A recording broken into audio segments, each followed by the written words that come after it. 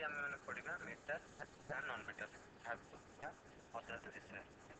ଆଗେ ପ୍ରଥମେ ଦେଖିବା ଗୋଟେ ପଦାର୍ଥର ନାମ ତାର କେତେଟା ଉପଯୋଗିତା ମନେ। ପ୍ରଥମ ହଉଛି ଲୁହା।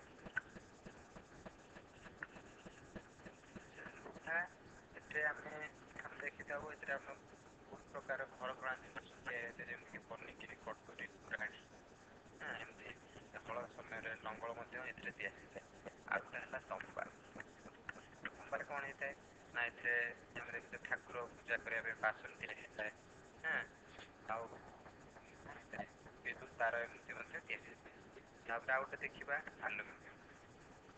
ଆଲୁମିନିୟମରେ କ'ଣ ହେଇଥାଏ ନା ଏଥିରେ ମଧ୍ୟ ବାସନ ତିଆରି ହେଇଥାଏ ଏବଂ ବିଦ୍ୟୁତ ତାର ମଧ୍ୟ ତିଆରି ହେଇଥାଏ। ତାପରେ ଦେଖିବା ଟିଣ। ଟିଣରେ କ'ଣ ହେଇଥାଏ ନା ଏଥିରେ ତ ଯେମିତି ଆମେ ବିସ୍କୁଟ ଆଉ କିରୋସିନ ତେଲ କିମ୍ବା ସୋରିଷ ତେଲ ଆମେ ରଖିଥାଉ। ଆମେ ଦୋକାନକୁ ଗଲେ ଆମେ ଯେତେବେଳେ ସୋରିଷ ତେଲ କିଣିବା ପାଇଁ ଯାଉ ତାହେଲେ ଆମେ ଦେଖିଥାଉ ସେ ଗୋଟେ ଟିଣରେ ରହିଥାଏ। ତେଣୁ ସେଇଟା କହନ୍ତି ଟିଣ। ତାପରେ ଆଉ ଗୋଟେ ଏକ୍ସାମ୍ପଲ ନେବା କାର୍ବନ।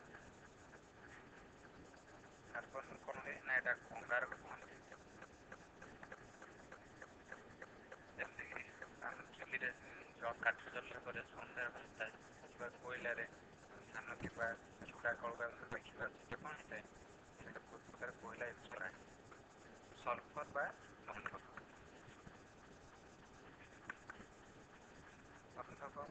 ଗନ୍ଧକ କ'ଣ ହେଇଥାଏ ଏଥିରେ ଆମେ ଯଦି ଦେଖିବା ଆମେ ଦୀପାବଳି ସମୟରେ କେତେକ ଫଟକା ତିଆରି ହୋଇଥାଏ ସେ ସମୟରେ ସେ ସଲଫର ଗନ୍ଧକ ହିସାବରେ ଆଉ ଗୋଟେ ଦେଖିବା ଫସଫରସ୍। ଫସଫରସ୍ ପୁଣି ଏଥିରେ ଆମେ ଗ୍ୟାସରେ ଆମେ ଦେଖିଥାଉ ଯେ ବାରୁଦ ତିଆରି ହେଇଥାଏ। ବାରୁଦ ଏଇଟା ଫସଫରସ୍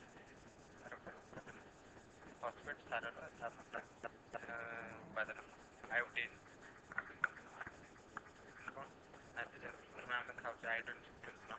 ତ ଆମ ସବୁ ଡାକ୍ତରମାନେ ଆମକୁ ରେକମେଣ୍ଡ କରନ୍ତି